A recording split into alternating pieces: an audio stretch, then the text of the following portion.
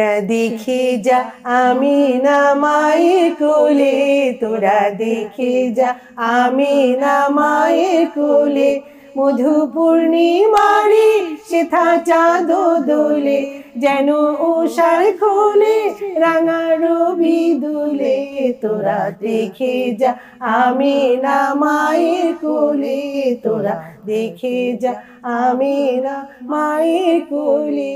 আসিয়া লোদি ঝর্ণাপুর কাছে শুনবো তার শিশুকালের শৈশবের ঈদের কথা।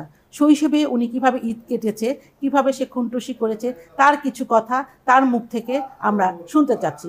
বলুন ঝর্ণাপু, আপনার শৈশবের ঈদের কথা। ধন্যবাদ আপুকে। আমার ছোটবেলার ঈদগুলো খুবই খুবই এক্সাইটেড থাকতাম, কারণ এই রোজা আসার আগে থেকেই দিন গুনতাম যে কবে ঈদ আসবে, কবে ঈদ আসবে, একদিন দুদিন তিন দিন, কিভাবে নিজেকে সাজাবো, কি করব। প্রতিদিনই রোজার মাস আসলে মানে আসার আগেই চাঁদ দেখার জন্য সবাই দলে দলে ছাদে চলে যেতাম, মানে কখন চাঁদ দেখবো, রোজা শুরু হয়ে যাবে, তারপরে ঈদ শুরু হয়ে যাবে, মানে ঈদ আসবে, নতুন কাপড় পরবো, কিভাবে নিজেকে সাজাবো। আমাদের বাবা মা আমাদেরকে যে কাপড় চোপড় কিনে দিতেন, যখন নতুন কাপড় বানাতাম, সেই টেলারে যদি বানাতাম, সেই টুকরো কাপড়টাও নিজে লুকিয়ে রাখতাম যেন কেউ না দেখে।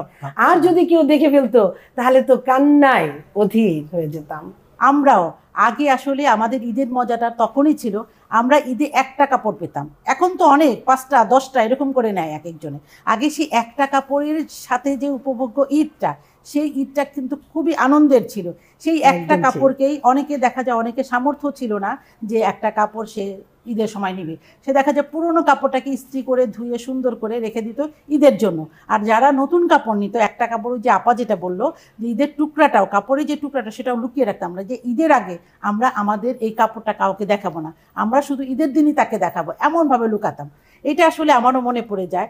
এখনকার ঈদটা আসলে আগের যেই মাহিত্য ছিল ঈদের মধ্যে, সেই ঈদটা দেখা যায় না। এখন দেখা যায় সকালের ঈদের জন্য এক প্রোগ্রামের একটা সেট, দুপুরের জন্য একটা, বিকালে একটা, রাতের পার্টিতে একটা, এত এত ঈদের কাপড়, তবুও দেখা যায় সেই ঈদের খুশি সেমনভাবে আর পাচ্ছি না। হোসনার আপা আছে, এখনকার ঈদ এবং আগেরকার ঈদের যে তাৎপর্যটা, সেটা যদি ওনার কাছ থেকে আমরা পেতে পারি। ধন্যবাদ আপা।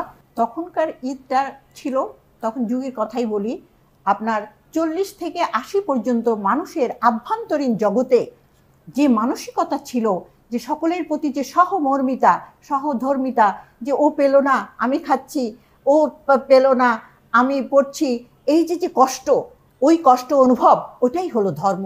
আল্লাহ পাক আমাদেরকে ওই জন্যই পৃথিবীতে শ্রেষ্ঠত্ব দান করবেন। তিনি বলছেন তোমরা হবা প্রতিনিধি, যে যতজনকে সমস্যা মুক্ত করতে পারবা। কিন্তু আমরা এখন সমস্যা যুক্ত, আমরা এখন প্রতিযোগিতায় লিপ্ত হয়ে গেছি। আমার কাপড়টা সেই আগের ঈদের জন্য পরি না, যে আনন্দ পেয়ে ওকে যে জড়িয়ে ধরবো, ওকেও আনন্দ বিলিয়ে দেব। এখন কি করছি আমরা? আমরা প্রতিযোগিতা, আমি দেখাচ্ছি দেখ তোর চেয়ে আমি কত ভালো। কাজেই আমাদেরকে এখন যারাই আপনারা শিক্ষার আলোয়, ধর্মের আলোয় আলোকিত হতে চাচ্ছেন, আজ সকলকে একটু মাথা খাটাতে হবে যে আমরা কেন এরকম একটা মানসিকতায় এত নোংরামিতে চলে যাচ্ছি, কেন এত পচা প্রতিযোগিতায় আমরা লিপ্ত হয়ে গেলাম।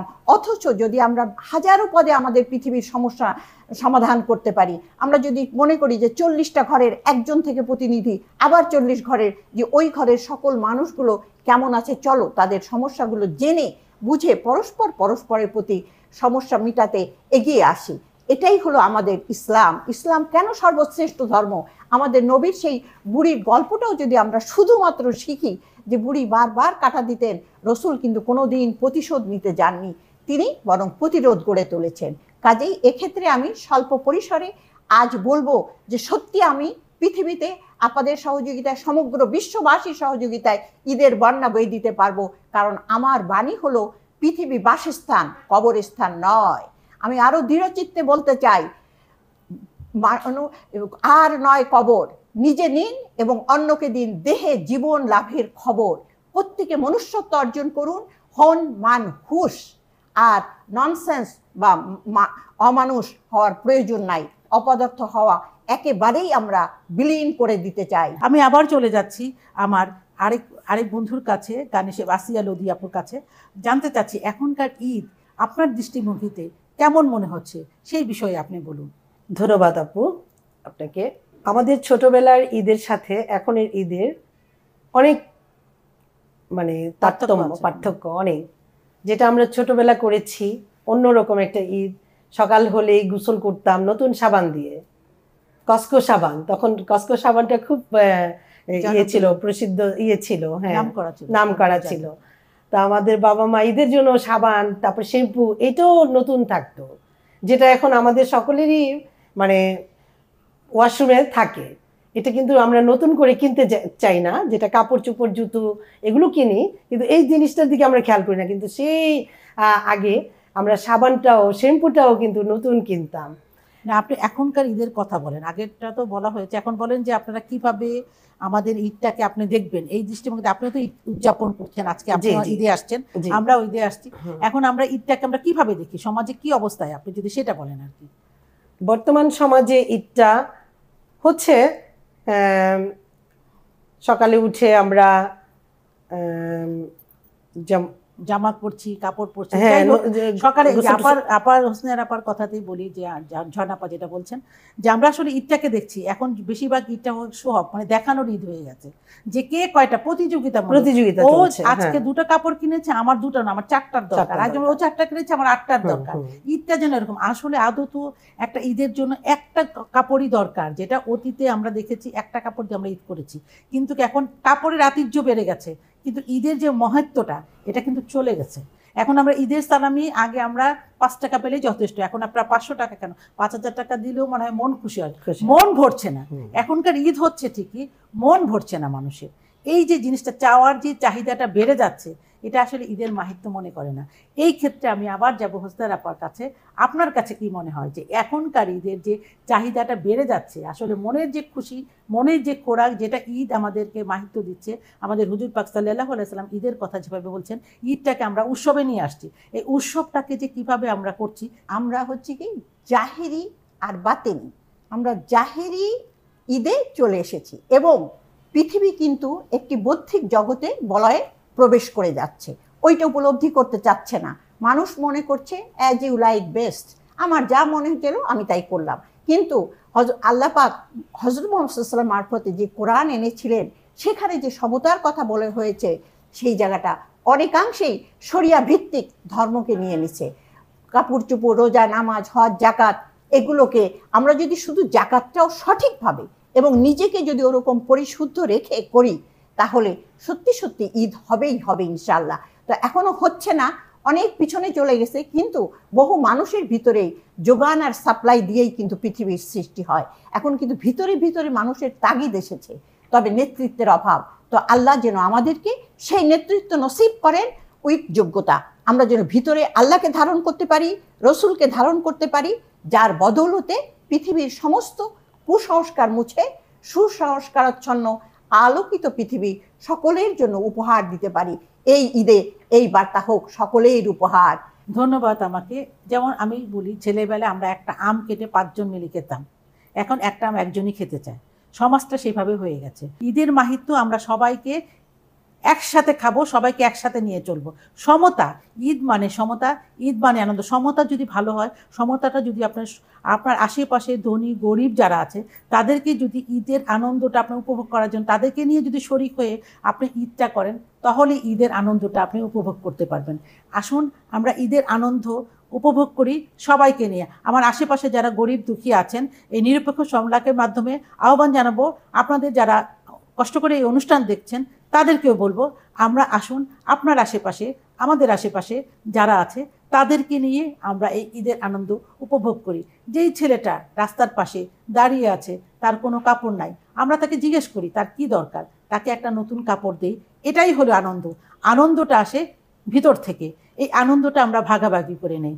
এখন আমি আবারও ঝর্ণাপুর কাছে যাব, সেটা হলো বলবো যে ভবিষ্যতে আপনার দৃষ্টিতে ঈদ কেমন হওয়া উচিত, ঈদের তাৎপর্যটা, ঈদের আনন্দটা আমরা কিভাবে উপভোগ করতে পারবো, সেই বিষয়ে একটু যদি বলেন। ধন্যবাদ আপু।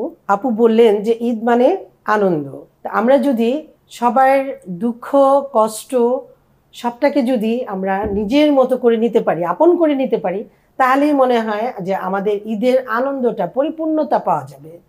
শুধু নিজেকে নিয়ে ভাবলে হবে না, আশেপাশে, আমার আশেপাশে যারা দরিদ্র গরিব আছেন, যারা ঈদটাকে সুন্দরভাবে করতে পারছে না, অনাহারে আছে, হ্যাঁ, আমরা যদি তাদেরকে নিয়ে, তাদের কথা চিন্তা করে যদি কিছু করতে পারি, তাহলেই মনে হবে যে ঈদের পরিপূর্ণতাটা পাওয়া যাচ্ছে। ধন্যবাদ ঝর্ণা আপু, আসলে ঠিক কথাই বলছেন। আমরা সবাইকে নিয়ে ঈদ করব, ঈদের আনন্দ বয়ে যাক সারা বাংলায়। পৃথিবীর যারা যত মুসলমান আছে সবার এই বার্তাই হোক, ঈদটা যেন আমরা সবাই উপভোগ করতে পারি, হোক সে ধনী, হোক সে গরিব, হোক সে চামার, হোক সে কৃষক, মজুর, জেলে, যাই হোক না কেন, সবাইকে নিয়ে আমরা ঈদের আনন্দ ভাগাভাগি করে নিতে চাচ্ছি।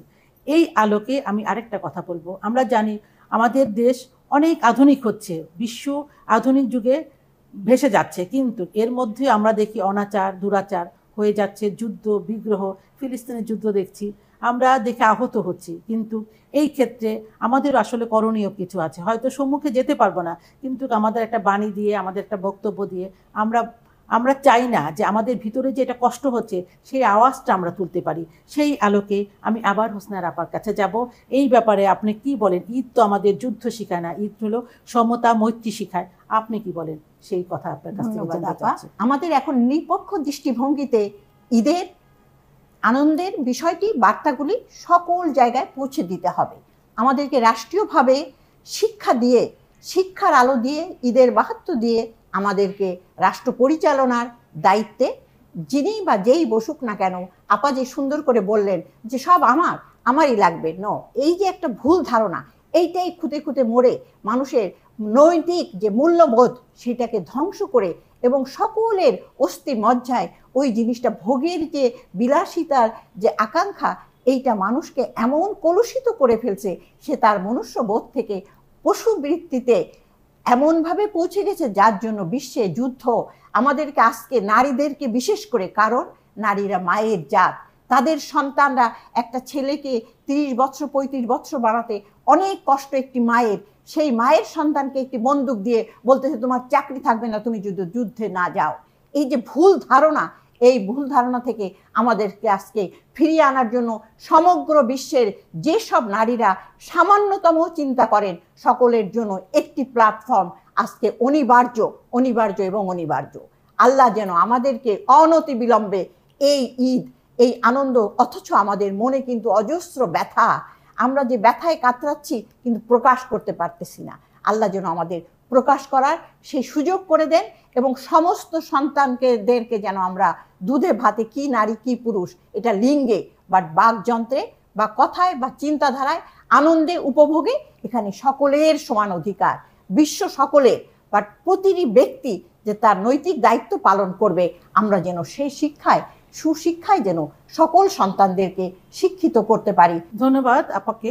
মায়েদের আসলে অনেক ভূমিকা আছে সমাজে এবং তার সংসারে। এই ভূমিকাটা যদি সে সুন্দরভাবে পরিচালনা করতে পারে, তাহলে দেশটা একটা সুখী সমৃদ্ধ দেশ গড়ে তুলবে। যুদ্ধ, হানাহানি বন্ধ হোক, এই আবেদনই করি। সেই আলোকে আমি আবারও বলবো, আমরা সবাই ঈদের খুশি তখনই পাবো যখন আমরা আমাদের সেই চিন্তা চেতনার মধ্যে সহমর্মিতা নিয়ে আসবো এবং পাশের ছেলেটা খাচ্ছে কিনা সেই দেখে তদারক করব। একটা কথা আছে, ত্যাগেই আপনার মহিমা। ত্যাগ করতে পারবেন আপনার আনন্দ। হয়তো আপনি একটা ড্রেস নিয়ে আপনি খুশি হতে পারেন যে একটা নতুন ড্রেস পরবেন, খুশি।